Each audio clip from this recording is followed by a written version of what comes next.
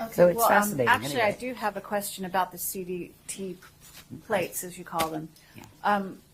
My understanding is that these are actually physical, or at least they're in the 3D world here Yeah. on the planet, and that originally those plates were in Hawaii. They're hidden in Hawaii. Is that correct? Not all of them. They're hidden in different places, but they would often take me to the Hawaii center they have. Well, through the Hawaii portal. It's actually the place they took me to is in the year 6,529 or something of Earth, but higher Earth. It's in the higher Earth planes. And before, when they were talking about it in the books, they hadn't made the distinction between the lower Earth planes and the higher yet. That came much later after we had things like this to show, what switched in what direction. But that's where they were taking me, and it was in those experiences that they allowed me to hold them. So I actually felt them and knew they were real, so I didn't think I just dreamed it, that kind of thing, because I knew I was like, I'm dreaming about it. No, you're not dreaming about it. You touched it. No, I didn't. Yes, you did. Did I do it again? Yes. Right? Yeah. I haven't, I've had bilocation experiences so far with the crystal ones, the ones from Andromeda, but I haven't physically held one of those yet, but I'm excited. There's books that are supposed to come off those. The Kali Shatari book is going to be very special. It's the holy book from, one of the holy book series from Andromeda, and they're holy because they explain our relationship with Source.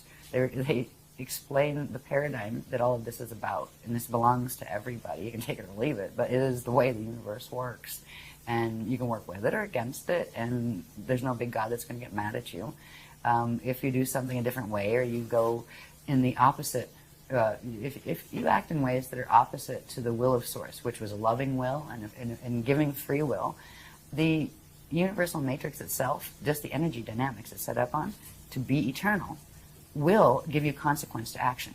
And if the worse your actions get, the worse your consequences are going to get. And if you end up with yourself in a black hole and you're going to go in space dust return, it isn't because God did anything to you. It isn't because somebody else did. It's because you got yourself a bit twisted in how you were acting, and you were getting the feedback. What goes around comes around. What you're putting out, you're going to get back.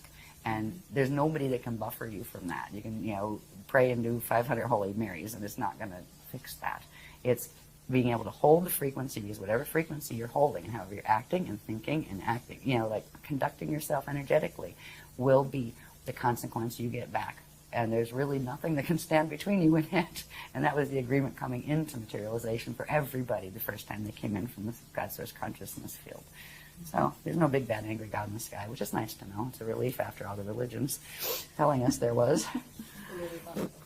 These also become flat maps, which of course would be maps like you would get, at the store, right? It's a globe turned flat, and they do have the Mercator adjustment, for the sphere kind of thing. Mm-hmm. So there's a lot on this. That's why it's a bit hard to see, but if you look closely, you can see it. This is actually showing where the old Atlantean continent was in the Atlantic Ocean there. It's showing where old Lemuria was, right there. It's showing a number of things. Here's the United States over here, right, in Florida down there. And here's Africa and Europe and stuff up here. All right. Now, these things here are interesting. This is the equator line, right? Now, if we look up here at the sphere, right, there's a little sphere up there representing the globe. The staff line is the vertical line, right? And that would be the axis that it's rotating on, the planet's rotating on. And then there's the chamber that runs front to back. And then there's the rod that runs side to side, east to west. These are all twisted up right now, by the way. They're not, like east is not east, west is not west. And we're upside down, actually, in terms of the natural, the greater maps that our universe is a part of. We're actually, like for Eartha, for example, Eartha is still in its natural position in M31 in relation to the larger maps that's a part of. Its north plugs into the center points, and that's where those Cathara grids come in. The north, the top is north, is true north. Eartha in M31 still has its north in the north position. Our north is actually our south. We're literally upside down and then shifted 23.5 over. So it was 180 plus 23.5 shift. But to us, walking around on it looks like, yeah, that's up, that's north, right? So that's what we work with here. We went through a whole series of things that showed the twisting and distortion of the rods in the chamber. Where is the front of the planet? Where is the back? Where are the true sides, right? we have this thing called the Greenwich meridian that everything seems to be based on. This has to do with there are natural chambers that should run front to back and natural chambers that should run east to west. And these are all twisted as far as the numbering that has been put on here. These triangles here would be, now if you took that sphere and flattened it out, right, there are 4 points on that sphere where those rods and chambers come through, right? So you would be able to chart them. They come out along the equator line. If you looked at that, like I just put it in an angle so you could see that there was 4 chambers, right? So there would be 4 opening points. They're called fontanelles, where these chamber energies come through the front and the back, the sides, and also the top ones. So there are 6 fontanelles on the planet, 1 on top, 1 on bottom, and 4 along the equator. These are actually spinning vortices of energy that under certain conditions these are supposed to be interacting with the natural sun that has the same thing in the solar symbiosis cycle. But because of the planet being twisted, they're not. The rods have actually been split at various times from, I think the first was around 540 million years ago, and this planet was reseeded, this solar system was reseeded 550 million years ago, all right, when the fall of Terra happened. So it was very soon after that, in those type of numbers, that they first started to mess with the rods and started to shift things. The movements of continents and things has had very much to do with people playing with the rods when they shouldn't have. They've split them. At first it was just splitting them up, right, where now you had 2 versions of them, and they split it up to the tropic of, what's up there? Is it Capricorn or Cancer? Cancer's up, right? Yeah. So they split them, and instead of running on the equator, there's a set that runs on the Tropic of Cancer. And then the other guys, I forget if it was the green, we call it the green team and the red team. The green team are the Anunnaki, and the red team are the dragons, right? The green dragons and the red dragons, etc. So we just use it that way, just to, instead of trying to, it's like, and there's like 20 on that team and 20 on that team, the greens and the reds, let's leave it at that.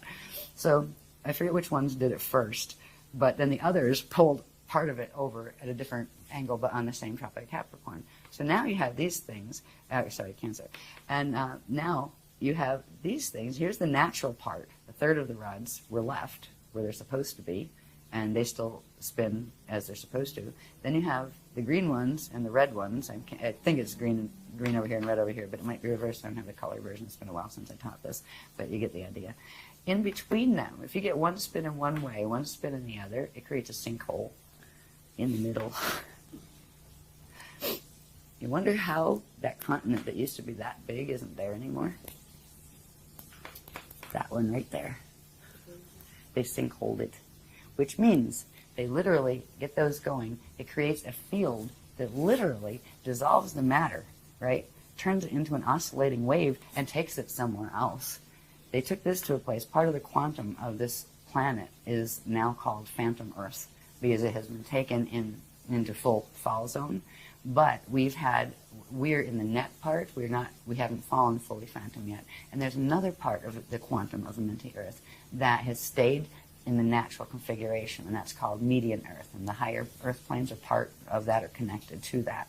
We're stuck in the middle right now, and most of the grids are going down, while some of us are going, up as those grids go down. Bermuda Triangle has to be in that That has to sinkhole. do with the wormholes, actually. Okay. There's a whole set of wormholes. They call them the Phoenix and the Falcon wormholes. They're right off the coast down around here, is the coast of Florida or North Carolina? It's one of the Carolinas, yeah, right up in there. Then there's another set over here, the Lakistaki wormholes that the other guys control. The Buhara control those on the west coast. Oh, this is a mess. What they've done to this planet is heartbreaking. But the planet as a being allowed it, because it allowed itself to be used as a nursery. It was used in a way where the angelic humans were appointed here, not just here either, not just on Earth, but they were created to actually be the Templar guardians of this time matrix.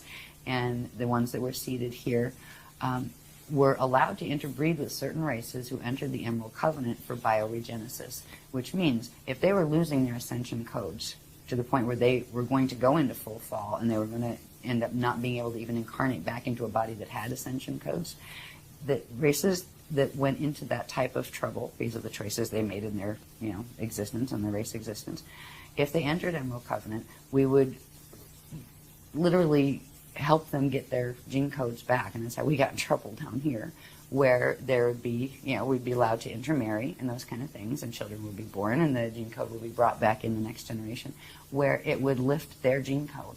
But what it started to do was drag the angelic humans down. And then there were things done on purpose to sabotage the angelic human ones, where they got our gate codes because our DNA was keyed to the stargates here. And theirs wasn't. They had only wormhole access that they would be brought through because it did not have wormholes in the beginning here. And they would be brought through on Emerald Covenant agreements. They could come through and heal. Earth allowed herself to be a place where this healing could take place. But the ones we healed took over. And right now, you have what used to be an angelic human race and a whole bunch of other different races that look very different, right? If you interbreed something enough and shut off certain parts of the DNA in this one and turn up certain parts that are similar in that, they start looking more and more alike.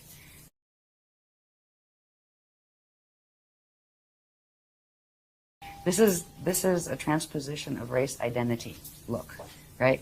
Angelic humans look much more actually angelic. We're much taller. We actually have 6 appendages, 2 thumbs, an extra toe, and we're much taller and more fine-boned and that kind of thing. We come in all colors, right? All the skin colors, they were all created there to be first. There are people that were much more reptilian, that were in on the bioregenesis or helping the DNA to get its ascension codes back projects. So now you have like people that are part human and part reptilian, part human, part Anunnaki, part human, part draconian. Oh, it's just like Club Universe here. And that's okay if we weren't all fighting and trying to kill each other. Because if you look at what is happening, what has been happening, our history on this planet, even the part we know, everybody's been trying to kill everybody else to get the land out from under them, or to take control of their power and disempower them. It's been horrible. And this has been about race groups that hated each other, right? Okay, so you have 6 different races that are coming in for bioregenesis, and if you take them back to their home stations, wherever their ET places are that they're from, they hate each other. This one hates that one, and that one hates this one. Oh boy. And the agreement is nobody's going to hate each other. We're all going to be nice. We're all going to do the Christic thing here and learn to heal and let that go. And we're going to get our gene codes back. Yes, the good thought. Didn't work that easy because the others raided. As soon as some of their own that defected and came to get the healing of the gene codes, the parent races they came out of started coming in and messing with them and trying to get the human gene codes because the human gene codes are priceless. They had the Diamond Sun DNA, minimum 12 strand. Some of them had up to 48 strands, but they didn't see those very often on the planet. So it has been a fiasco down here, but the Earth allowed this to happen. The Earth, as a being, allowed as long as time as possible. It allowed itself to be pulled into fall, but it will take the path of Kali Rim a step back. It will not let itself be used and taken into as food into the black hole system. So Earth is cooperating with us in this whole hosting movement. Earth doesn't want to hurt any of the beings that are on it, including the ones that have hurt her. The Earth is an amazing consciousness. And I remember a couple times I was just feeling so awful about, oh my God, our poor Earth, what are they doing to our Earth, And I could feel, and I got kind of like a verbal translation, because I have like this translator aspect to my consciousness that can take the direct impression. It said, don't cry for me, I'm all right. I'm choosing this path. I'm okay. But you need to be okay. And you need to help them be okay. And I was like, okay. It helped. And I knew it was coming from the Earth consciousness and asking me to raise my consciousness up a little bit more. And even though it looks like a horrible thing, and it's not a pretty thing, it's not pleasant. It would have been nice if Earth could have done her whole ascension thing. But Earth feels that this was the best she could do for the races she agreed to host, that she looks at all as her children. And that, it's like if you were a being, I call her she, she's really a he, she, it. It's a consciousness field. It doesn't have gender really in that way. But the Earth loves its children. And if this is the best it can do, it doesn't want to abandon the children. They're going to fall. It could have shaken them off like fleas a long time ago, but it didn't because it loves them. So this is an agreement of a very, very high order with a being that calls itself a planet and a bunch of races that are trying to heal. It's just when you're stuck in one of the little bodies as one of the beings in one of the races watching it, it can look very scary or harmful or, gosh, that's terrible. Yeah, very diabolical. But this is an interesting dynamic to think about, which is that the Earth has chosen this path the one we're talking about here, and allowing this, what you're calling an evac, for the next 200 years, to allow the beings that want to get out of here and go other places to do so, with their bodies or with just their light body. I think that is also a choice that we haven't talked about. Well, right now, we still have the potential to heal the gene code enough where we can actually do physical ascension. I understand. That will change very abruptly on December 21st, 2012, unless we do stuff before the fact to stop what's going to happen in the planetary grids then. Because right now, the human DNA is keyed to the planetary grids, and the majority of those grids are going into the 55 Death Star activation. It won't complete, but it will be enough to shut down the ascension codes in the biological bodies permanently. But I do know that somebody, might not be our group, we might be too old and tired, honestly, I don't know, because you use up enough of your quantum, and even if you can get your, put your DNA back together, you're just too bloody tired, right? So it's easier to bardo out and just get your spirit out and free yourself from the body, So we're not sure it's going to be, our group, it might be the next generation. Sure. But there needs to be a group that does this, because if not, the human race will become extinct. If there is not at least a breeding set brought off planet physically with the ascension codes restored, what the human race was will no longer be, because it will have been mutated into something completely different, and those potentials will be lost. It will become extinct. Now, the consciousness will go in various places, but the race as a line in and of itself would become extinct. And that is not desirable, because there are still a lot of beings in the cosmos that think the angelic human race was a pretty darn good race. The Anunnaki aren't too thrilled with us, but there's a lot of beings that think it's a prototype gene code worthwhile having. And so somehow there's going to be at least a small group of people who do get off into full ascension, get off this planet into full ascension. The rest will stay here. Some of them, after the gates close, the planet's still going to be here. There's still going to be people on it. But it's going to become more and more obvious, if it hadn't already, that being here very long isn't going to be an option. So there's going to be a huge rush for who can get in the air the fastest and out of the solar system, because they're going to realize what is occurring with the sun. There's going to be a but you're galactica talking type about, scenario. in that case, they actually, their choice is only to go by a vehicle, physical vehicle. That's what they will try to do. The ones that who will end be up left. Staying here, and there'll be grid wars But over who won't- has the resources But to will build there enough be any ships to get off. positive groups, any groups taken off by positive beings at that time? Right in at the end, vehicles.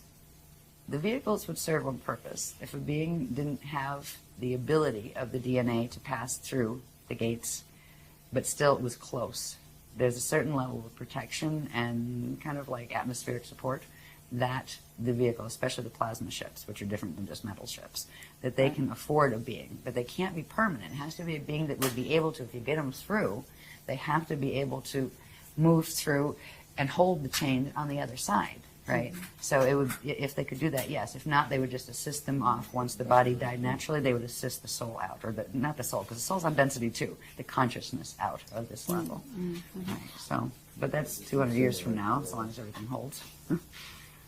Okay. I'm not going to spend a lot of time on these. I just wanted to show the fact that they exist and how these pieces fit together. We're down on the planetary level now. We looked at the planetary rods and the split rods and how they form sinkholes and all that kind of stuff. There's specific locations, longitude, latitude, of these things that, this information is published. I think it's one of the Sliders' more recent workshops. I think this was the Ireland workshop. But if you take one of those, those 4 fontanelles, right, where the rod or the chambers come out, each one of those points is a very specific point on the planetary grids, and longitude, latitude can be found. So we do have the longitude and latitude of those vorticets. What they do is, through the planet, they actually come together, right? So you'd have this vortex on this side and the other one on this side, and when they make them spin, there's supposed to be a natural spin to them, but when they make them spin and they send them in the same spin set, and then send the other set of them into the opposite spin, they can actually crack the plates at the equator and shift wherever they want, they can turn one up this way and the other that way, and they could literally rearrange the plate structure. And they've done that before in small ways. What they were planning to do in 2012 was the final one, and it would have ended up in the one extinction that did take out the humans this time. They took us out twice before. This is the third seeding and the last one here. But there were 2 other seedings of the angelic humans here that there were remnant taken off, and frequently in ships. They got some of us out through gates, but there was also some ship pickups because it was fast and you had to get them out fast before they weren't going to get out. So it's another one of those dramas. They didn't use the rods in either of those extinctions. A little bit in the first one, the 5.5 million years ago. They call it the wall in time. They used them, but they had tried to decimate the humans first, and whatever was left was taken off planet before they moved the rods at that period. So what we're dealing with is this amazingly huge set of mechanics that is so far beyond what our science can even fathom right now. They don't know what a fontanelle on a planet is. They don't know what a rod is. They're just saying, oh, I think there's something called torsion fields. Yeah, 2 torus fields. Right. Yeah, we'll talk about torsion fields in a minute because it's the torsion fields that aren't natural. Merkaba fields are natural. But unnatural Merkaba fields can be generated to create torsion fields, which are external vortice sets that can harness things and move things. And that is what is part of the Atlantean Death Star Merkaba structure. So when we talk about the rods and how they work as vortice sets, we also talked about briefly that this one, the one that goes east-west or left-right through the planetary body, is the rod. The other one is called the chamber. It has the front and that goes front to back. And that also comes out. This opens, this natural chamber at certain points opens. The rear part of it is referred to as the Bardo chamber. And at certain points in ascension, a natural process occurs where that Bardo chamber would open that allows for the different things to take place in a being's or a planet's body, that allows it to go into light structure so it can go through gates and go to another space. The chambers are opening on this planet. They have specific locations as well. And again, if you turn this around, if you took this paper and bent it, where you at least have the circular part, you would see that this point and that point are directly, front and back from each other. What's funny is we had to do the calculations of where is the real front of the planet, because it's all twisted. The Greenwich meridian is not the natural front, back, or sides, and we have the calculations of what actually is the front and back and all of that. That matters when you're trying to line up angular rotation of particle spin with certain planes that are not in the net. Because if you get it going the wrong way, it'll go into the matrices that go with the wormhole structures. So they were teaching us the basics of understanding these things, so we understood what directions our particles needed to learn to spin in. There was a time we were hoping to get some of the planetary grids out of the fall, where literally some of the quantum from here could be shifted, and it would almost look like, well, it would look like in the other places, in the higher Earth spaces that are also physically manifest, it would look like new islands appearing, that the land grids that we could get out. The chance of doing any of that now is very, very slim because of the thing that happened with the sun, the solar issues, and also the activation, the 55 activation that's going to take place in 2012. That can't be stopped. If they tried to stop it, it would actually implode the core, and it would all be history. So the chance of getting grids through is not, like, as far as planetary grids, is not high. There may be little bits that can come through here and there. I get a feeling. I don't know, I haven't talked about it yet, so it's maybe a potentiality that's still on the board, but they're not going to talk about it until it becomes a stronger potentiality. But as far as the planet will go its course, it's chosen its path of Kali Rama, step back, and that's good. That's better than Kali Dima fall, because it's like, okay, I'll work with you, the consciousness on the planet to a degree. I'll take this much, but I'm not going there. Right? You want to go there? That's your choice, but I'm not going there. There's a whole bunch of people and a whole bunch of Illuminati races here that they don't have an ascension code left in their bodies. They're not going to make it out in time. They need too many generations to regenerate those codes, and there's only 200 years before the gates close. A bunch of them are choosing also the path of Kali Rama, step back, where they will go through their natural Bardo process and then go back through the Ring of Fire, back to the Edons, and then come back out and try again. Yeah, and that kind of stuff, where you come back out and you're not in false status anymore. Then it's kind of clean slate, and okay, your choices again will bring the consequence. So you have a chance to get the ascension abilities back, but you come back to where you started, like the frequency level where he started. So it's, you don't get to like come back and I'm up here now. No, you'll come back in the same frequency zone that, you know, in the outer domains as you left in Kali Rama. So we're at an amazing point, is what all this is about, an amazing point in human history, but also in galactic history. And the decisions we make now still, even though there's these huge influences that do interrupt our free use of all of our abilities to do whatever the heck we want and manifest anything we want. Yeah, we're dealing with a planetary field here that's a lot stronger than our individual fields are. So we have free will within the parameters of the framework we're in. But there are still choices we can make. We can still choose which path we want to be on and take the steps that are a part of that path. There are things to do if you don't want your DNA to go 55 Metatronic in December of 2012. They're not that hard. There are some things you need to learn. There are some things you need to learn to do with your light body. You need to know what the hell a light body is. You know, you need to know some of these structures. You know, you don't have to know every part and label every part. There's not a test at the end of it as far as, you know, regurgitate the information. It's about getting the activations, getting your body healed enough to support your decision of the path you want to be on. There are people who will be more comfortable with the path of Kali Rama. There will be more people who are comfortable with the path of Kali Dima Fall. Because they figure, heck, it's more fun, right, for now, right? That's okay. God source allowed in the creation, loved everything, created everything out of love, and imbued everything with its own power. It had the power to create as it chose. And we were given free will, but part of the creation was it would be an eternal life system. So that meant a set of physics boundaries were set in the structure itself. And that is what we play ourselves against. It's not God getting mad and sending you to hell. We send ourselves to hell, you know, if we go in that direction. Mm-hmm. So we're at an amazing juncture in our history. This is just some of the gates, some of the gate locations. You're not meant to be able to read this. You need a magnifying glass for it. But these are the identified with longitude and latitude gate sites we know of so far, both the positive ones and the negative ones and the ones in between. And the list isn't finished. I have a feeling we're going to get some more this weekend. I have a feeling with the arrow sites. Mm-hmm. Yeah. So, but is it possible for you to name some of the major ancient gates that are active or becoming active? Well, one of my favorite is Machu Picchu. Okay. That's magical. Yeah, there's always a part of that stayed safe, even when, it turned messy. We've gone back there 3 times. We've brought groups back 3 times. Let's see. Yeah, that's the only spanner that's been identified. Yeah, they didn't identify any other spanners, did they? No. Yeah, the spanners are those core gates. Yes.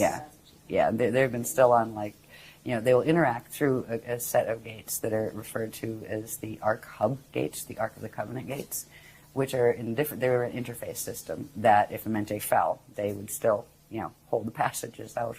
They haven't given the specific locations of the core gates yet, okay, except for one that's referred to as Shalon 7. It's Spanner 7. And that is the one that's, it's actually Mesa, Arizona, but it connects into Scottsdale and Phoenix. And we used to live out there. They had a secure spot out there. So it's, okay. Yeah, so that's one. They're all over the place. I'll just read a couple here. There's so many, it's whatever. Okay, Bermuda was fun. And there is a Stargate that's, of course, very well known in Iraq, at least one. Yeah. And that's is that considered to be one of the gates of Amente that was taken over? Let me see. Which one was? I know Iran was. Yeah, which one was Baghdad? I'll just read them. The Amente gates and the ones that fell. You had SG1 through SG12. SG1 was that Halley at the South Pole. That's South Pole. The other one, we're sitting on it, Sarasota, Florida, the Grual, and that's a control gate, and that's why we're here. That's one that we still were able to keep interfaced with the other interface systems where they couldn't take that because that's a control grid for here. This used to be part of the Atlantis region in the ancient days. Then there's another, SG3 is on Bermuda Islands. SG4 is Cairo in Egypt, actually. Egypt, Giza and Cairo in Egypt, in that area. And it actually interfaces through several. It comes in through the the big pyramid, Cheops, but it's also angled through into Cairo and into Saqqara and Philae, I believe, in those areas. So, okay. yeah. Machu Picchu is gate 5. In Moscow area, Russia, is gate 6. Lake Titicaca, Peru, is gate 7. And we went there too. That was interesting. SG8 is in Xi'an, China. SG9 is in Bamtao. I can't even read, it's so tiny. Bamtao is in Tibet. We wanted to go there, but the grids weren't safe enough to do it. SG10 is in Abadan, Iran. SG11 is in the Vale of Pusey in England. And SG12 is in Montségur, France, and we went there as well. That's where the Cathars were massacred. Yeah, Yes. Remember that one too. I was just there. Personally. Yeah. So they were the main Amenti gates. Now, the gates that are using, there's a whole bunch of things also called Q sites, which interface with the gates. There's 12 of those, one for each gate.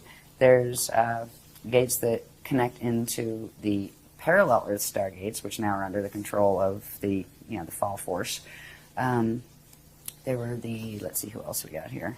The ones we are using now, there's a couple sets that interface they're called the Ark of the Covenant hub gates, or the Ark hub gates, and the Polarian gates, which are a set of Polarian gates that interface through that Aurora time continuum that I was telling you about. So let's see, where are we? Oh yeah, and there's the Trinity gates. They're the ones that actually will step down to a D3, because most gates you need a minimum of a D4, but usually D6, 6-strand activation to take a body fully through. But the Trinity gates were designed to actually, if you had 3rd-strand activation, the 3-dimensional consciousness, you could still go through them and go into safe spaces until you could get up to 6-strand activation so you could finish the process. The Trinities are, this is so tiny, let's see. Trinity 1 is Malibu Beach, California, Malibu. Trinity 2 is Belize City, Belize, in Central America. Trinity 3 is off the southwest coast of Goa, India. 4 is Staten Island, New York City. 5 is southwest of something I can't read, in Tuscany, Italy. 6 is in the Andaman Sea off the coast of Burma. And that had something to do with a number of years ago, there was a tsunami or earthquake or something out there because they did something to that gate. The other side did. Okay, but these are the Trinity gates, and you're saying they only requires 3-strand Yeah, DNA. but they also require to be plugged into the other ones, the larger gates, the Ark hub gates. But the Trinities are like a step down for beings that won't, if you had to use the gates and you only have 3-strand activation, you'd spontaneously combust your body if you went through, a gate that your DNA is not activated enough to hold the frequency of. Okay. Yeah. And let's see. So, I don't know if the hub gates are on this one. I think I put this together before. Yeah, the hub gates. We have a whole book on the hub gates, actually, a whole, Okay, and the nature of the hub gates is what?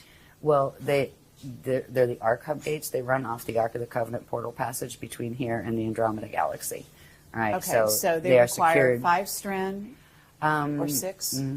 What were they? 12? Yeah, their base is 12, and for anybody to get 12-strand activation here, 200 years, not highly likely. That's why the hub gates, certain beings that come in with certain contracts would be able to use them if they were fully activated. But what they're doing with those, if we get those activated on the planet, which they have done, then they can plug them into the spanner gates, which you need 24 strands to be able to pass through alone. But then they're plugging them into the Trinity gates, which steps it all down. So the Trinities would allow passage of someone that has average, DNA activation levels. So there's a whole bunch of, the dynamics are very specific. A lot of when the Zetas were doing abductions, earlier in, a couple of years, 20 years ago, they were trying to figure out exactly how do you calibrate that beam because they were losing people in flight, right? Oh, let's grab that one. Oops. I mean, seriously, just vaporizing people because it's all about frequency. It's all about electricity and how much electricity the body can hold. and handle. And what we've been doing for 10 years is progressively building our body's ability to hold higher and higher dimensional frequencies. And now we're bringing in the transharmonic frequencies that come in from the Aurora continuum. So it's really the courses or the techniques that the Guardians have been giving us are the fastest way to get your light body, spirit body structure healed and your DNA activated, because they are working with the highest frequencies that are available on the planet. But if you want to do a path of fall or something, it's not going to get you there. If you want to go Metatronic, you don't want to do these techniques. Sure. Yeah, seriously. If you want to go, play in black holes and do a Battlestar Galactica scenario and have soulless robots roaming around or become soulless robots and try that out, well, that game is, do the Metatronic Merkaba, because that's what it'll get you. But if you really want ascension and find out try to remember what it's like to live in a free system. This race has been raised, especially the third seeding, under no freedom. This has been a prison planet and a warring planet. It isn't like this everywhere. There are places that just aren't like this. And they're not socialist government and they're not communist. No, they're synocratic, where people just get it and they act pleasant toward each other, and they wouldn't hurt each other, and they wouldn't hurt another being, and they wouldn't hurt the planet, and they make decisions based on that love. There are places, in fact, the majority of the places in the cosmos are like that. We are in an exception system where all sorts of the extremes of free will have been allowed to be tested, but we don't always have to choose to be in that. But once you're in it, you need to finish the cycle and get back out, or you can get ensnared in it. So that's kind of where we are. That's why there's no hostility toward the people that are choosing the other paths. It's usually them being hostile toward us for pointing out the fact that that's what they're doing. It's like, sorry. But anyway. Yeah, right. See, because if they had it their way, they would do all the twisted Merkaba mechanics, have everybody on the planet thinking that was great and doing it, and they're taking the free will away from people to make a conscious choice.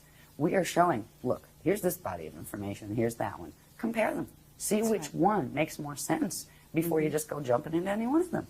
We tell people, go read that, go research that, sure, check it out. If you're a little worried that its frequency might bother you, well, run them a heart seal and, put a protection field around it and then check it out. We don't tell people to avoid things. The other ones are like, oh, don't do that, oh, don't read that stuff, oh, it's bad. It's like, what are you afraid of? Seriously. And that's what it is. Because if you put the two main paradigms on the planet are the one coming through the Tothian stuff, the Paraclete order, that kind of thing. And there are two versions of it. There's the Anunnaki version and the Drac version, but it's really the same occult sciences. And they are teaching the Death Star Merkaba stuff.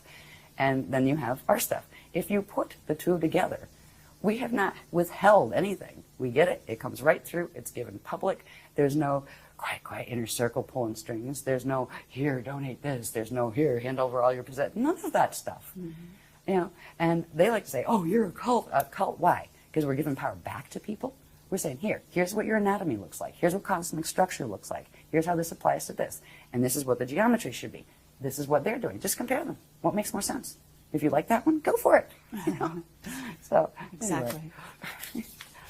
Now, one thing I would like to get through, I'd like to get through this pack, because there's a couple of things that are significant.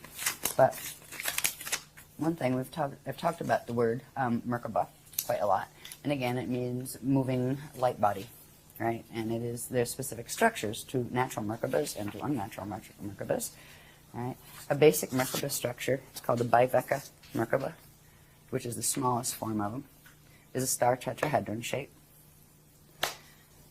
Right, if you look at it flat, it looks like a Star of David shape. It's actually known as the Star of Solomon, not David. But yeah, that goes back into the history of Solomon and David and Jesus and stuff. Yeah, and we are of the House of Solomon, we're not not going to have time the House for that. of David. That was Anunnaki. Right? Okay. Yeah, and that's all right. Anunnaki's fine, but let's just keep the history clear on that one. Yeah, and I have some random questions that we can talk about at the very end. So just signal when that might be. Okay, I'm trying to get there. Actually. No, it's okay. You're getting tired. I don't room. blame you. It's okay. No, it's all good. Okay. Now, any of these structures, by the way, if people want to learn more about Merkaba, there's quite a decent section in the Cathara 2-3 manual, the Cathara healing system, but the 2-3, second and third level, we talk about these a lot. But anyway, this is the basic structure of them. And the classic Christic Merkaba will have an electrical top spiral, or at least in this universe, has electrical top spiral. Some of them actually have a magnetic top spiral, not in this universe though. But they'll have an electrical top spiral and a magnetic bottom spiral. The electrical one will spin clockwise and bring electrical energy in, and the magnetic one will spin counterclockwise and bring magnetic energy up and out, right? So yeah, they are, the two cones do not spin in the same direction, all right? That is the big difference between a Death Star Merkaba and a natural Christic Merkaba. The natural Christic Merkaba will always have one of the spirals going in one direction and the other one going in the opposite direction. Whereas with the Death Star Merkaba, they will take one set. They'll tell you you have two Merkaba fields, one Star of David shape and another Star of David shape.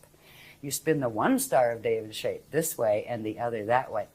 That's the same spin spiral set. That is a phase-locked Merkaba. That is a Death Star Merkaba. And they're combining it with the one from the parallel universe to make an unnatural blend between the particles over there and the particles over here to drag you into the Toroworth time rip. All right.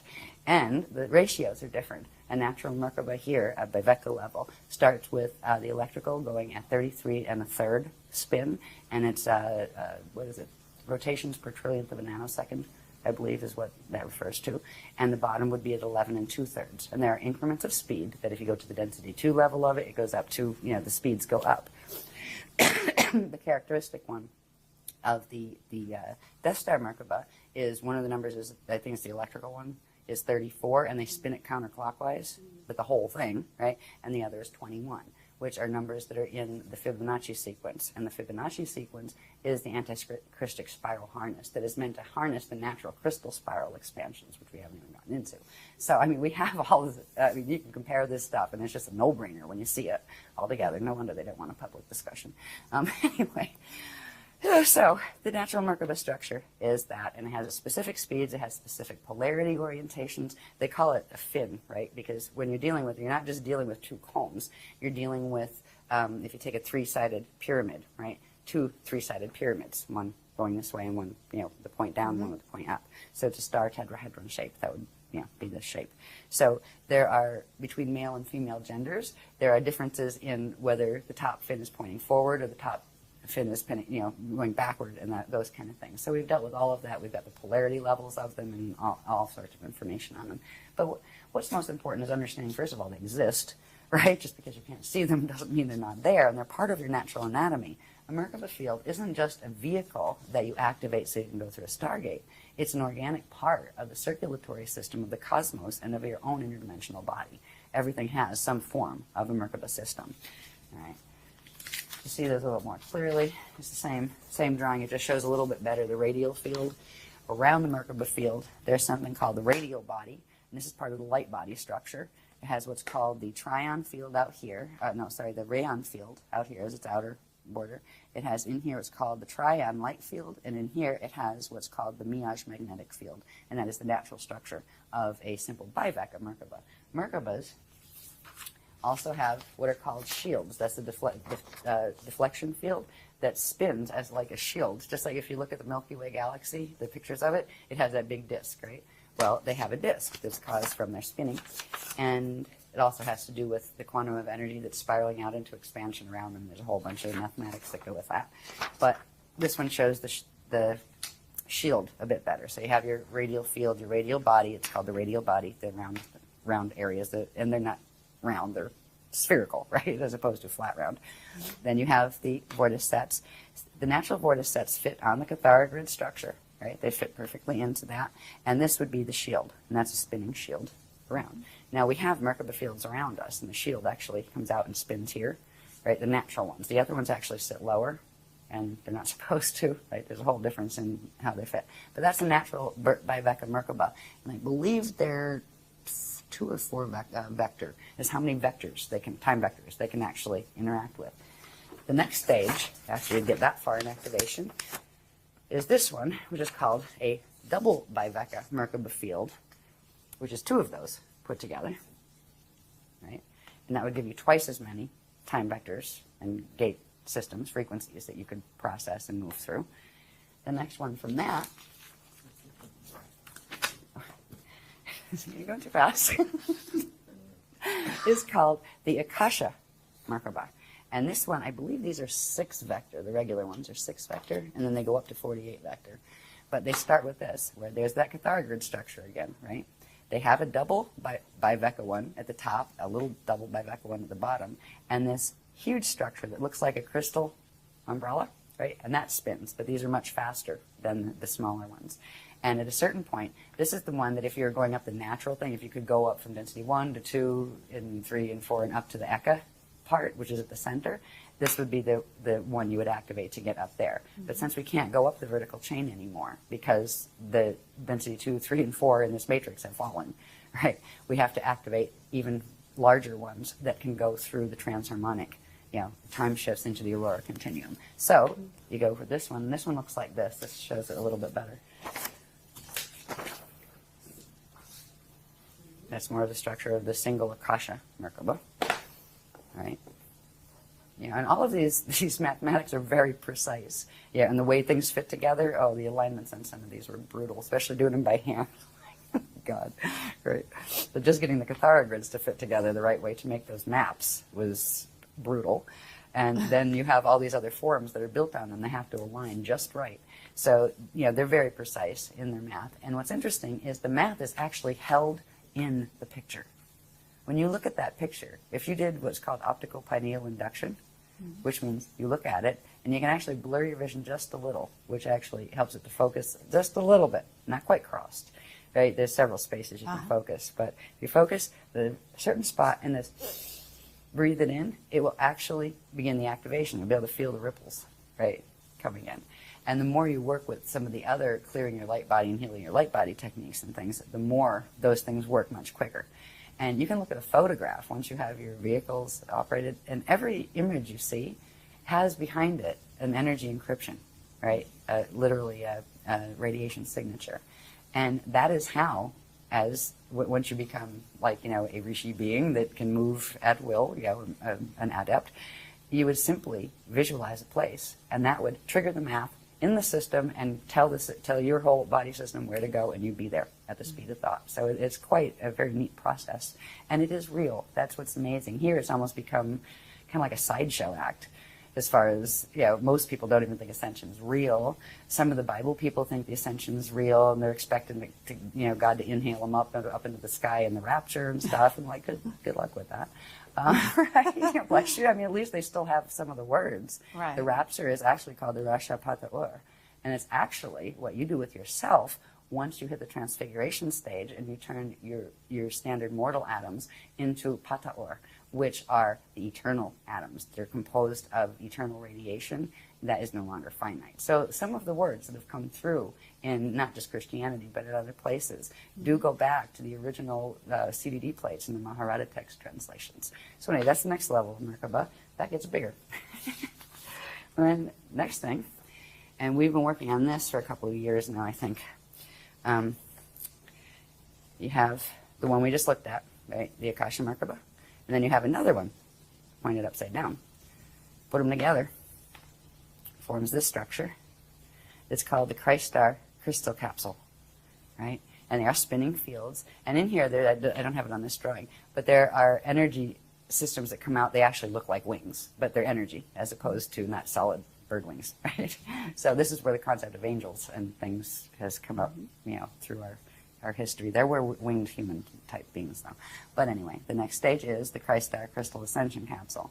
This one will allow you to go in certain places. You can enter certain levels of that aurora transharmonic field with it, but you can't enter completely. Now to completely move through and be free from it's almost like a mathematical ladder that you can go vertical, you can go horizontal, you can go diagonal, but you can't do this, right?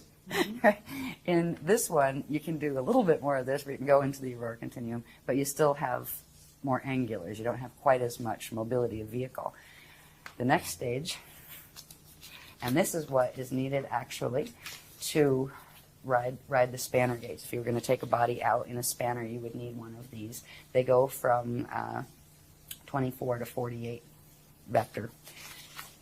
And these were just starting to activate. We activated the first one. We're beginning activations of the first one And again, let's take two of these, right, put them together, and it forms a capsule. The one capsule goes along with what they call the Stardust Blue activation set, and we did that in the last workshop. And then the next one that we're going to do in this workshop goes with what's called the Starlight Gold activations, and forms another one of those. So you end up with two of these in the same place. And then there's one more activation, and these are all part of what's called the Silver Seed activation, the Silver Seed Awakening. We'll activate this huge one around you. That is the one that this can tumble in any direction while this tumbles in any direction, so you can actually go in any direction in the Aurora Continuum. And it also does other things. There's also the structure of the crystal temples that we are assisting the Guardians in activating on the planet at key sites, where they literally form, and if you have your DNA coded to it, eventually you'll be able to see them, and you'd be able to walk into them, and somebody standing there that didn't have it would see you walk and disappear. Where'd that person go? Did I see a I thought I saw a person there, right? Where you would see the structure, and you would know it was there. You'd see it like as an oscillating, thing in the air. You'd walk in, breathe, and go, yes, hi everybody, I'm on the other side now. Well, meanwhile, anybody behind you be going, where'd that person go? I didn't see them, I mustn't have, right? So we are beginning to activate these, not just in our personal bodies, but the sites that were key to, the natural gate sites that were key to activating these. Like when we do the grid work here on the beach, we started activation of one of them last time.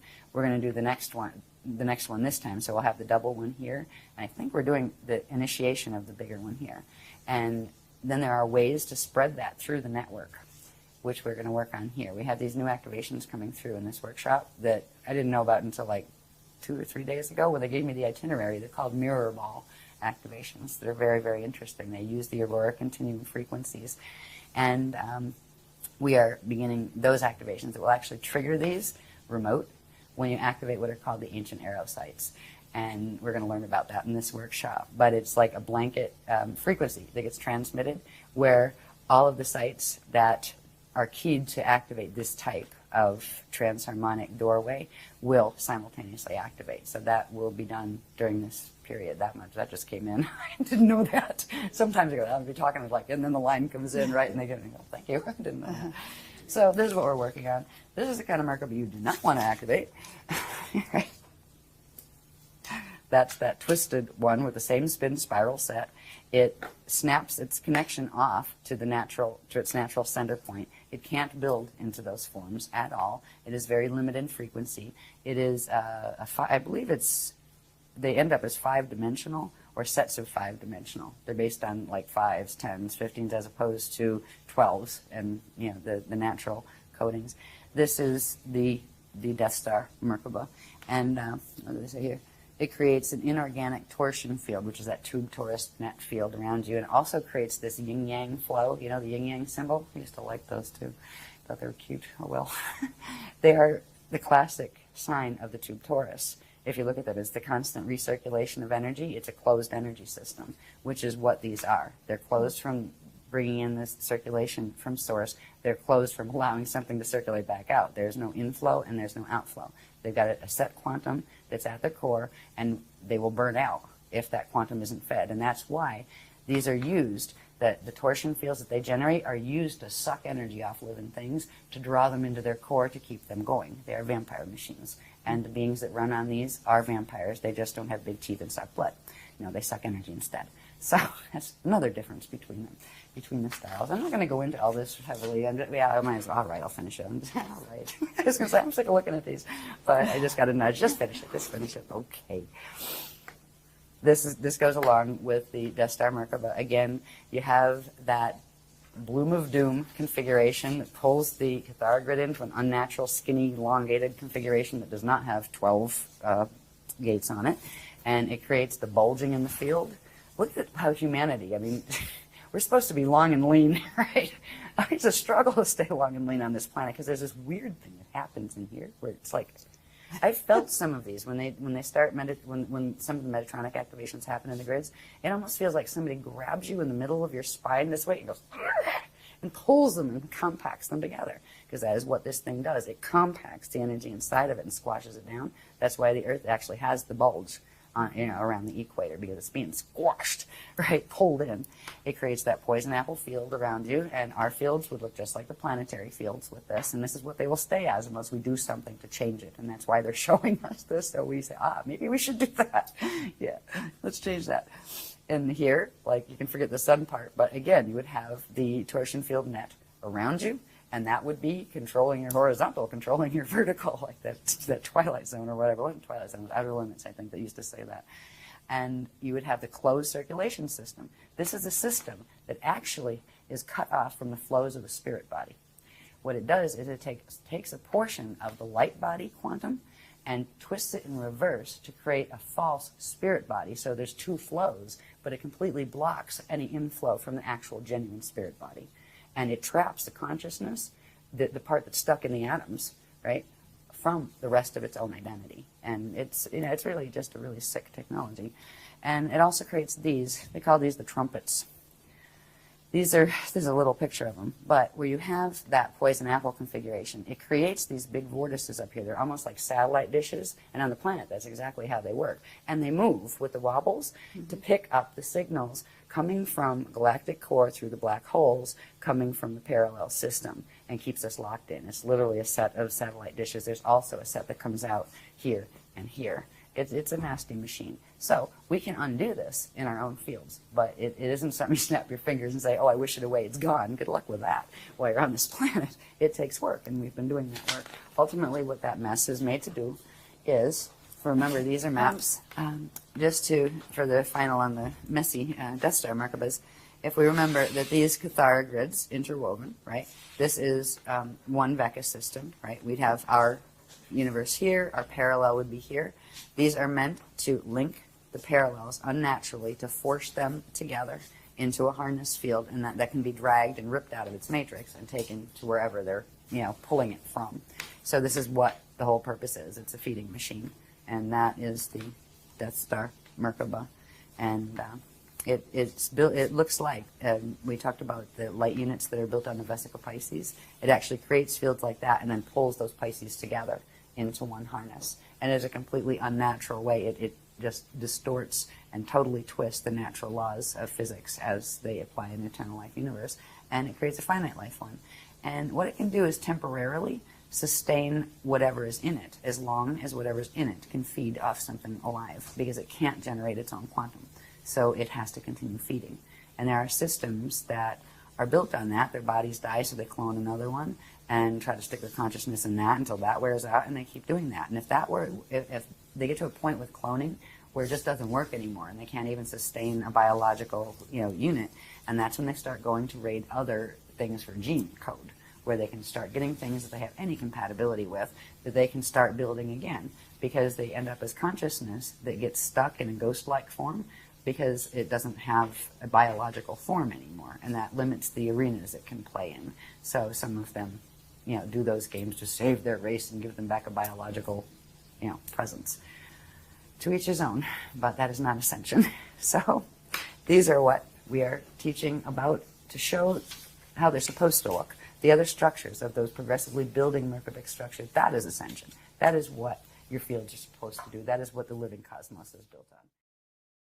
Alors, pour savoir ce qu'il s'est réellement passé le 21 décembre 2012, je vous invite à aller sur le site de arhayas.com directement. Et là, quand il y a les posts, quand on va sur les posts, il y a différentes dispensations, c'est comme ça qu'ils les appellent. Et celui du 31 décembre 2012 s'appelle les 13 jours de Christmas. Christmas, ça veut dire la messe du Christ. Donc, si je clique dessus, il y a tout ce texte. Je n'ai pas tout traduit en français, mais j'ai traduit une partie que je vais vous lire ici. Donc, le 31 décembre 2012, 13 jours de Christmas. Alors, Christmas, donc le mot en anglais Christmas qui est devenu Noël, à l'origine c'est ça que ça voulait dire, ça voulait dire la messe du Christ. Alors, AMCC, c'est Alhambra Magistracy Councils of Casminias, et si on traduit en français, ça veut dire les conseils Alhambra de la magistrature des Cosminias. MCEO, ça veut dire Melchizedek Cloister Emerald Order ou le cloître Melchizedek de l'ordre d'émeraude. Christmas veut dire messe du Christ, fail-safe veut dire infaillible, deification veut dire déification, net, c'est l'abréviation, enfin c'est l'acronyme de Nibirian Electrostatic Transduction Field ou quelque chose comme ça. Donc ça veut dire champ nibirouien électrostatique, de transduction électrostatique ou quelque chose comme ça, mais bon, c'est un filet, et c'est vraiment un filet fréquentiel de contrôle mental qui entoure la Terre. Et donc cette Terre qui est entourée par ce filet électrostatique nibirouien, il l'appelle la Terre nette. Donc c'est la Terre qui est sous le filet, et c'est la Terre sur laquelle nous nous trouvons.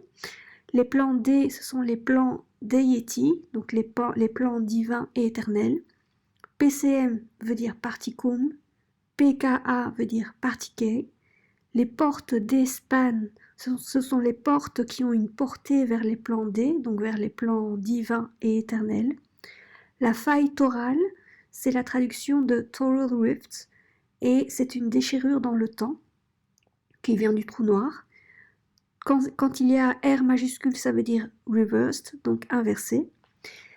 Alors, dans le texte, quelque part, il y aura PCM34R / PKA21R est égal à 55.5 R, et donc ça veut dire la Terre nette particum, donc PCM c'est particum, c'est la Terre nette, c'est donc la Terre nette particum à 34 tours R reversed inversé, / la Terre parallèle partiqué à 21 tours inversés, donc au total on a 34 plus 21 tours inversés, 34 du côté de la Terre nette, donc chez nous, et 21 tours du côté de la Terre parallèle, donc ça fait un total de 55.5 tours inversés, et c'est le système de trous de verre alpha-oméga, donc qui harnachait la Terre nette et la Terre parallèle chutée ensemble, et le but c'était que ça s'active à 55 tours et que les deux partent dans le trou noir. Mais donc ce harnais entre les deux a été coupé de façon permanente, progressivement, entre octobre et décembre 2012, donc, mais c'est le lien entre les deux. Donc la Terre, comment dire, ce lien avec tout plein de tours inversés entre la Terre nette et la Terre parallèle a été coupé, mais il reste encore les 34 tours inversés sur notre Terre à nous. Donc, alors voici la traduction de la partie. Je pense que j'ai traduit ici. Voilà, de faute, j'ai traduit tout ça là. Donc, je vais vous lire ici ce que ça donne. Ce qui suit est une traduction verbatim de l'AMCC-MCEO par l'intermédiaire du speaker 1 de l'AMCC-MCEO E'Asha Ashayana Arhayas Canada Melchizedek. Tous les documents sont sous copyright, sous le nom de E'Asha Ashayana alias Diane K. Dean, et sont protégés par une marque déposée sous les enseignements Tantri Ahura, la voie de l'art biospirituel. Voilà, donc c'est un matériel pour lequel il y a un copyright, donc c'est pour ça que, bon, là je traduis seulement des extraits et je renvoie vers les propriétaires du copyright. Alors, AMCC MCEO, 13 jours de Christmas et l'éveil planétaire de la graine d'argent. Aperçu général des activations de la grille planétaire. Du 21/12/2012 au 1er mars 2013. Cela inclut AMCC-MCEO, activation de prélude, réseau planétaire des cathédrales Alhambra, passage Alhambra, pont de la Trinité, menottes d'or planétaire, désactivation planétaire de la Merkaba de l'étoile de la mort, activation planétaire de la graine d'argent d'Arhayas, arche planétaire d'Arhayas, code fail-safe des gardiens de portail des talismans planétaires, plateforme d'ascension de l'île des plans D et île Arhayas du soleil 8, flamme planétaire d'Arhayas, éveil de la graine d'argent planétaire Arhayas Cosminias de l'atome semence de vie éternelle du soleil 8 de plasma, générateur phasé de plasma du temple du lotus planétaire, Al planétaire d'Arhayas, œil du passage Al-Humra,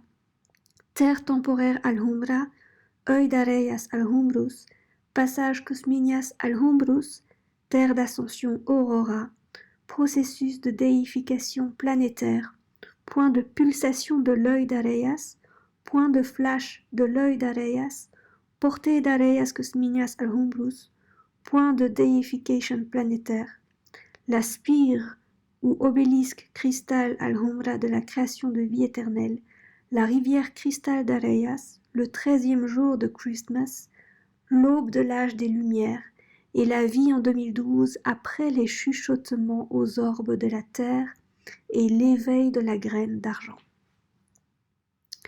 Alors, d'octobre-novembre 2012, voyage au Pérou. Donc ça correspond à... C'était ça. Oui, ceci. Oups. Ceci. Le voyage au Pérou, activation de prélude AMCC-MCEO. L'AMCC a activé l'ouverture du réseau planétaire des cathédrales Al-Humra, des portes d'Ispan, des soleils 1 à 7 plus 8 et des tunnels temporels des passages Al-Humra des plans Deity via l'ancrage, l'activation du pont de la Trinité, plasma centraux des soleils 8, 5 et 2, dans le complexe des cathédrales Al-Humra 2 du Pérou. Le pont de la Trinité est ensuite descendu du complexe de la cathédrale Al-Humra 2, Pérou, vers les 4 autres sites du complexe des cathédrales planétaires, amorçant l'activation de l'ensemble du réseau planétaire des cathédrales Al-Humra et la libération des menottes d'or planétaires. Le harnais de contrôle métatronique Brelind Fetali Pentagone Vesica Piscis sur les portes d'Ispan du réseau planétaire des cathédrales Al-Humra de la fin de l'an 100 au début de l'an 200 de notre ère, le début de l'activation du réseau planétaire des cathédrales Al-Humra et la libération des menottes d'or planétaires ont initié la coupure permanente de la Merkaba métatronique de l'étoile de la mort de l'ensemble de 21 spires inversées de la même spirale que la Terre Partie et de la Merkaba métatronique de l'étoile de la mort de l'ensemble de 34 spires inversées de la même spirale que la Terre net Particum, donc notre Terre. La coupure progressive de ces deux aspects des champs planétaires de Merkaba métatronique de l'étoile de la mort, qui s'est achevée le 20 du 12 2012, a progressivement et définitivement bloqué l'ouverture des portes métatroniques planétaires alpha-oméga entre la Terre parallèle Partie, la matrice Bourga et le champ de distorsion spatio-temporelle de la faille torale et notre Terre net Particum, réduisant progressivement le champ Merkaba planétaire de l'étoile de la mort inversée de notre Terre Particum net, de la vitesse de rotation inversée à 55 tours de l'activation de la Merkaba de l'étoile de la mort, à partir de mai 2012, à une vitesse de rotation inversée à 34 tours. Alors, pour expliquer ce que tout ça veut dire, donc, dans l'interview Camelot de 2010, E'Asha a parlé de ce système de trous de verre alpha-oméga entre notre Terre et la Terre, donc notre Terre Particum et la Terre parallèle Partie, qui était liée donc par cette Merkaba de l'étoile de la mort à 55 tours, donc 34 tours chez nous et 21 tours sur la Terre parallèle. Donc c'est ça qu'il voulait faire le 21 décembre 2012. Il voulait activer cette étoile de la mort, prendre la Terre nette et la Terre parallèle et ramener tout ça dans le trou noir.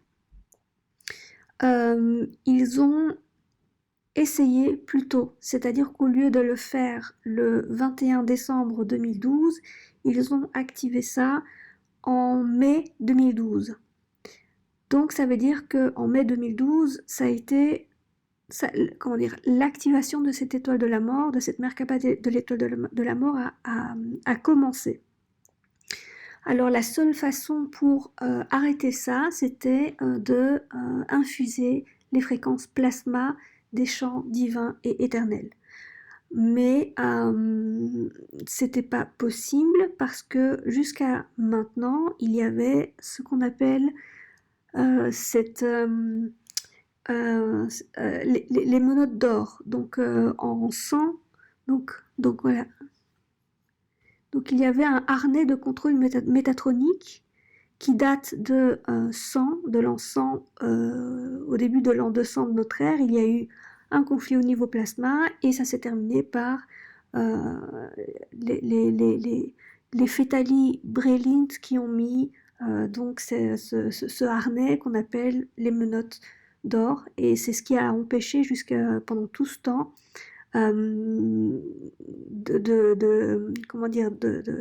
d'avoir ce lien vers les fréquences plasma des domaines divins éternels internes. Donc ce qu'ils ont fait, c'est qu'ils ont fait un voyage au Pérou, et au Pérou, ils ont désactivé ce harnais de contrôle pour pouvoir commencer à infuser les fréquences plasma des plans divins internes, des plans éternels internes, et ça a résulté à donc le lien, donc la Merkaba planétaire de l'étoile de la mort entre notre Terre et la Terre parallèle. Donc le lien a été coupé, et donc ça a réduit la Merkaba, donc ça a réduit la vitesse de rotation de 55 tours. Donc c'est plus 55 tours, mais c'est 34 tours, et il n'y a plus ce lien vers la Terre parallèle. Donc, ces activations de prélude AMCC MCIO qui ont eu lieu pendant le voyage au Pérou du 10 de octobre à novembre 2012 ont bloqué de façon permanente l'invasion fétali des portes de la Terre nette Particum, donc ici. Ces activations ont amorcé la désactivation permanente de la Merkaba planétaire de l'étoile de la mort, ont complètement empêché l'activation de la Merkaba planétaire de l'étoile de la mort Particum 34R, Partiqué 21R est égal à 55.5 reverse, donc inversé, et ont empêché de façon permanente le déplacement des pôles de la Terre nette Particum prévu par les fétali du 21 décembre 2012 au 16 février 2013 dans l'alignement de la faille torale. Donc voilà, ce qu'ils voulaient faire, c'était allumer cette Merkaba planétaire de l'étoile de la mort, et donc forcer un alignement de la Terre vers la faille torale, donc le trou noir, et cela aurait provoqué un déplacement d'épaule. Donc voilà, il n'y a pas eu de déplacement d'épaule. Les activations de prélude de l'AMCC MCIO ont également préparé la Terre nette Particum à l'incroyable guérison via les activations planétaires fail-safe veut dire infaillible, de la graine d'argent d'Arhayas planétaire qui ont eu lieu et qui continuent d'avoir lieu du 21 décembre 2012 au 3 janvier 2013 tout au long de la période des 13 jours de Christmas de l'AMCC MCIO. Alors, du 21 décembre 2012 au 3 janvier 2013. C'est ça que j'ai traduit, je crois.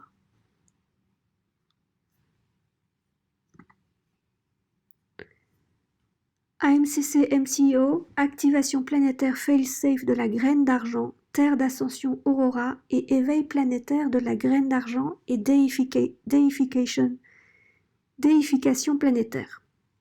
Donc, traduction d'un extrait des explications de ces activations. J'ai pas tout traduit, mais c'est quelque part en dessous ici. Donc, une fois que la flamme d'Arhayas est activée avec le temple d'Arhayas de la Terre médiane, donc la Terre médiane, c'est la Terre dans un futur. qui n'a pas chuté. Donc une fois que la flamme d'Arhayas s'est activée avec le temple d'Arhayas de la Terre médiane et de la Terre nette, le 23 décembre 2012, l'atome semence d'argent planétaire de vie éternelle, alias la semence d'argent planétaire de plasma du Soleil 8 éternel, est descendu du Soleil 8 dans les temples d'Arhayas de la Terre médiane et de la Terre nette, reliant les cœurs de la Terre médiane et de la Terre nette de façon permanente à travers l'atome semence planétaire de plasma du Soleil 8, nouveau, renaissant. La graine d'argent planétaire, également connue sous le nom de lin Soleil 8 or argent, est le bourgeon central cosminia générateur à cellules phasées de plasma du cœur du Soleil 8, de l'œil éternel de Dieu, d'Arhayas, cosminias, par lequel la Terre médiane et la Terre nette donnent naissance au tout premier temple du lotus planétaire générateur phasé de plasma, centre de fabrication du modèle de plasma élémental de la Terre, tout comme les générateurs phasés du temple du lotus sur l'île sanctuaire.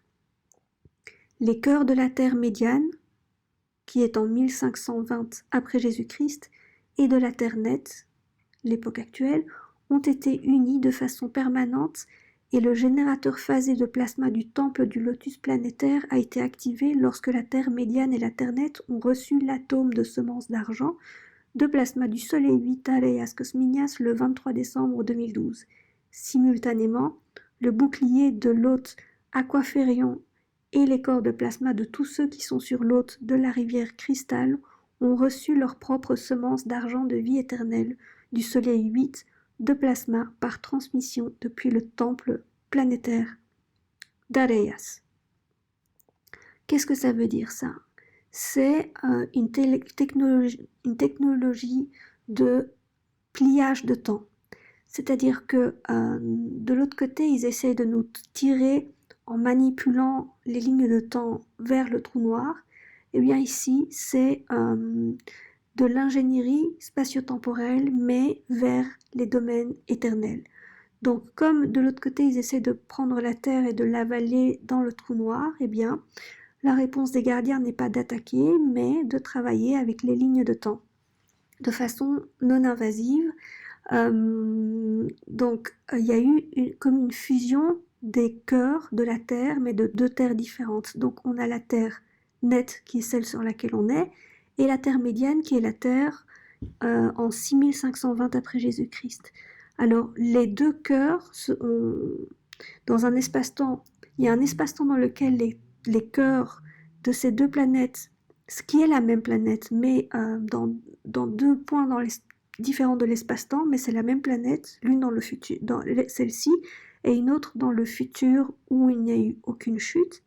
Ça est fusionné au niveau du cœur de la Terre, et ça permet à commencer à générer un champ de fusion par lequel tous les gens, donc une partie, enfin un maximum de quantum de la Terre nette va commencer à pouvoir bouger, donc sortir du harnais vers le trou noir et bouger vers cette autre ligne de temps qui est la Terre médiane en 6520 après Jésus-Christ.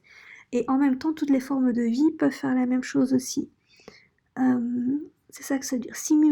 Simultanément, le bouclier de l'hôte Aquaférion et les corps de plasma de tous ceux qui sont sur l'hôte de la rivière de cristal ont reçu leur propre atome semence d'argent de vie éternelle du Soleil 8 de plasma par transmission depuis le temple planétaire d'Arhayas. Qu'est-ce que ça veut dire?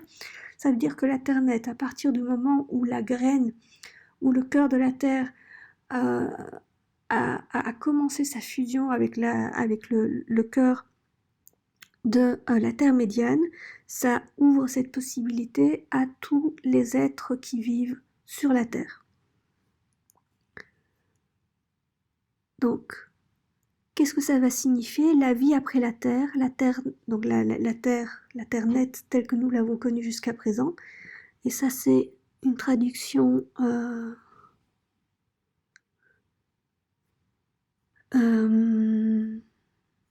ici. La vie après la Terre.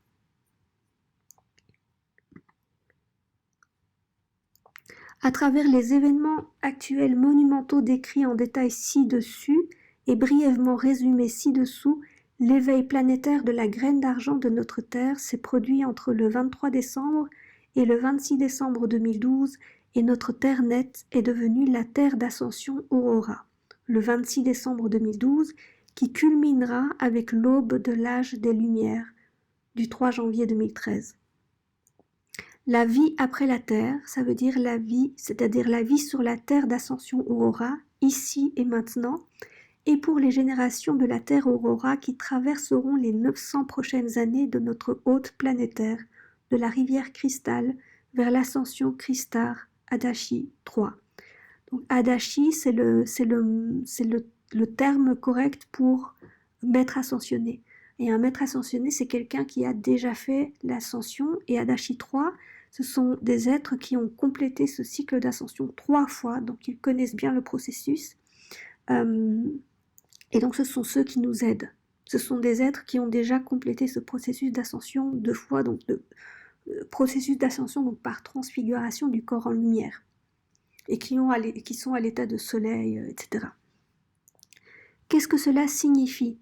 Pour les débutants, cela signifie ce qui suit. Grâce au mécanisme actuel et continu de l'hôte de la rivière Cristal Fail-Safe, notre Terre Aurora est maintenant une planète d'ascension à part entière et ses passages temporels de porte d'Ispan al-Humra sont ouverts maintenant et resteront ouverts en permanence pour les 900 prochaines années de la Terre Aurora. La guerre invisible des gris, la guerre des plasmas dans laquelle notre Terre est empêtrée depuis des éons et qui a atteint son point zéro de tolérance Christ entre septembre 2000 et août 2011 en temps terrestre, lorsque l'intervention Fail-Safe Christ al-Humra a été appelée et progressivement mise en œuvre, est finalement terminée et l'hôte Fail-Safe al-Humra de la rivière Cristal a prévalu. Les Templiers planétaires et les systèmes de porte de notre Terre d'ascension Aurora sont maintenant sous le protectorat complet de l'hôte Fail-Safe de la rivière Cristal, AMCC, MCEO, et les systèmes de porte déchus d'Alpha Oméga et des Fétalis sont maintenant définitivement fermés, bloquant toute nouvelle invasion de l'intérieur ou de l'extérieur par les Fétalis et ceux qui choisissent les chemins du retour de la chute. Au cours des 900 prochaines années, notre Terre Aurora deviendra une station d'ascension intergalactique pour de nombreuses formes de vie et de conscience qui chercheront un hôte Christ final pour l'évacuation des galaxies en chute dans la faille torale, telle que notre galaxie de la Voie lactée et ses nombreux systèmes solaires en chute comme le nôtre. De nombreuses formes de vie et de conscience hébergées par le Christ commenceront à visiter et à s'incarner sur notre Terre d'ascension Aurora afin de progressivement recevoir la biorégénèse dont elles auront besoin pour passer à travers les passages Al-Humra vers les différentes îles plateformes d'ascension des plans D de l'hôte Fail-Safe de la rivière Cristal.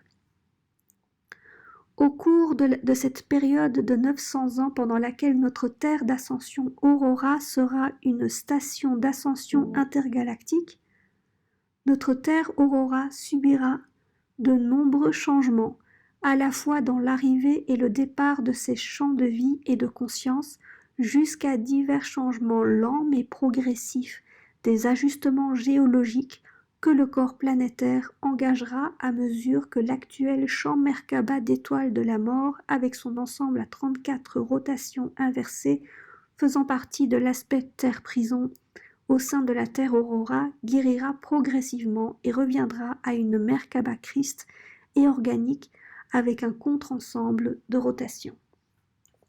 Donc ça veut dire que pendant cette période de 900 ans, il y aura d'autres races qui viendront s'incarner dans des corps humains pour pouvoir ascensionner par la Terre et sortir de cette parce que notre Voie lactée est en implosion et est en train de se faire manger par le trou noir. Et donc il n'y a que la Terre qui va sortir et la Terre va sortir tout le reste. Et donc beaucoup de races extraterrestres vont venir s'incarner dans des corps humains pour avoir l'opportunité de faire cette transfiguration du corps et sortir par la rivière de cristal.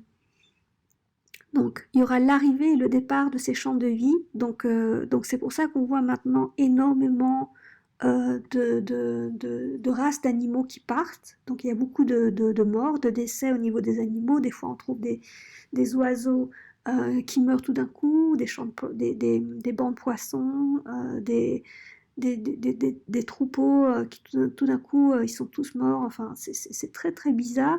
Alors ça peut être les ondes et les attaques qu'on a ici, mais en même temps, comme les passages fréquentiels sont ouverts, c'est possible pour ces champs de vie de partir directement par un chemin de réincarnation évolutif de cette façon.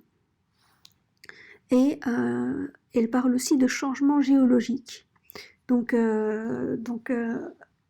dans le matériel des gardiens, ils ont souvent parlé qu'il arrivera un moment où il y aura beaucoup de changements climatiques. Donc avant même qu'il y ait toute cette histoire sur le réchauffement climatique, etc., ils disaient que ça va se passer maintenant. Est-ce que c'est provoqué ou pas? Ça n'a pas d'importance. Il y a une partie qui fait partie. Il y a une partie qui est l'évolution naturelle de la Terre, puisque la Terre, déjà, elle est retournée, elle est à l'envers. Elle est sur un axe tordu de 23,5 degrés, je pense, et tout ça, ça doit être ramené, mais ça ne peut pas être ramené d'un coup. Donc en fait, si de l'autre côté, ils avaient réussi avec leur Merkaba de l'étoile de la mort, ça aurait été de façon très abrupte, et tout le monde aurait été mort sur Terre, si ça avait réussi. Et donc là, avec, le processus est ralenti de façon à ce que les formes de vie puissent s'adapter aux changements géologiques et climatiques qui vont avoir lieu, mais ils vont avoir lieu progressivement. Alors, le Soleil de notre système solaire est toujours engagé dans sa transition bardois. Bardois, ça veut dire mort. Un processus lent mais inévitable qui générera progressivement divers changements et nécessitera des ajustements sur les champs de vie de notre Terre Aurora. Entre le 3 janvier 2012 et 2047 après Jésus-Christ, notre Terre d'ascension Aurora transfigurera progressivement un autre tiers de sa base de matière élémentale atomique et de ses champs de vie et de conscience correspondant à la fréquence de l'hôte Christ, en plasma élémental atomique de vie éternelle des plans déités. Donc la transfiguration, c'est la transformation en lumière de la matière progressive. Donc la Terre a entamé ce processus de transfiguration. Il y a déjà un tiers qui a commencé. Et là, il nous annonce que entre janvier 2012 et 2047, un deuxième tiers va se transfigurer et toutes les formes de vie qui sont sur Terre suivent ce processus de transformation cellulaire en même temps que la Terre. Et les formes de vie qui n'arrivent pas vont mourir et leur conscience soit se réincarnera dans un corps pour lequel ce sera plus facile de suivre les montées fréquentielles de la Terre, et certains se réincarnent directement dans des zones qui sont puisqu'on sait que la Terre nette et la Terre médiane sont en train de fusionner, donc il y a des zones d'intersection entre les deux, avant de passer tout de suite en 6520.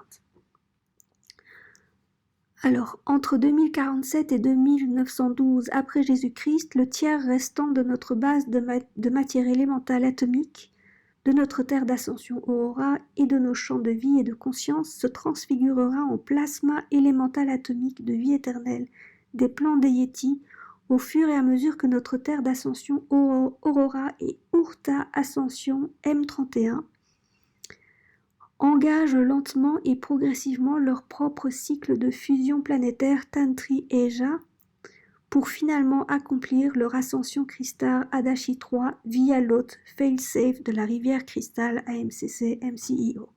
Donc Urta, c'est le nom de la Terre à Andromède. Andromède qui est la galaxie M31, donc la galaxie M31 Andromède qui n'est pas à confondre avec la constellation d'Andromède. En ce qui concerne maintenant notre vie après la terre commence là. En ce qui concerne maintenant, notre vie après la terre commence là où nous sommes, ici et maintenant. Et les bien-aimés gardiens éternels Christ, de l'hôte fail-safe de la rivière cristal AMCC MCEO, établiront progressivement un contact subtil avec ceux qui choisissent l'hôte de la rivière cristal, afin qu'ils puissent progressivement partager avec nous les enseignements Tantri Ahura sacrés, le chemin de l'art biospirituel, à travers lesquels nous pouvons grandir, nous développer et nous redécouvrir en tant qu'être Christ, de vie éternelle, chargé de la garde de notre bien-aimé Templier planétaire de la Terre d'Ascension Aurora, tandis que nous avançons tous ensemble à travers les 900 ans de l'hôte, fail-safe de la rivière cristal de la Terre d'Ascension Aurora. Voilà, donc ça c'est la dispensation qui a été publiée officiellement le 31 décembre 2012. Je vous ai mis le lien ici, mais je vous ai également montré comment y accéder. Hein. Donc vous allez sur le site Arhayas, post ici, et là il y a tout ce qu'ils ont publié publiquement, et c'est cet article-là.